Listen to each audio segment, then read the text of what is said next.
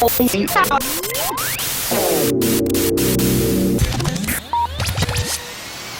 France doit être à l'offensive sur l'arrêt des pesticides.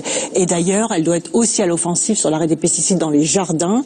Et je vous annonce que j'ai demandé aux jardineries d'arrêter de mettre en vente libre le Roundup. En plus, en tant que ministre chargé des transports, avec le secrétaire d'État au transport, c'était très important pour moi de venir encourager les entreprises qui font un effort considérable dans la transition énergétique. Ça veut dire quoi, COP? C'est la conférence des partis, la 21e conférence des partis. Ça veut dire que c'est la 21e année que les partis, c'est-à-dire les partis de l'Organisation des Nations Unies, 196 États, se réunissent pour décider de l'avenir de la planète en décembre, voilà, et pour réduire le réchauffement climatique. Au 1er janvier 2016, ces ventes de produits seront interdites.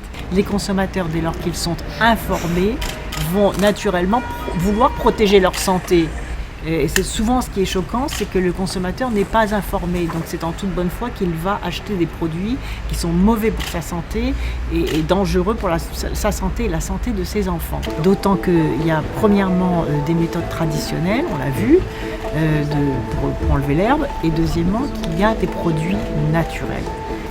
Donc vous voyez, il y a quand même ce qu'il faut. Et en fonction de la maturation des autres projets que vous avez, la dotation pourra monter jusqu'à 2 millions d'euros. Donc, comme on vient de le voir d'ailleurs dans les différents projets, les territoires énergie positive ont servi d'accélérateur à des choses qui étaient déjà en place.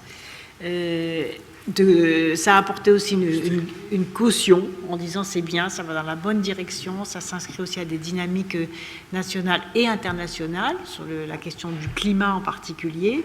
Et en plus, ça crée des emplois.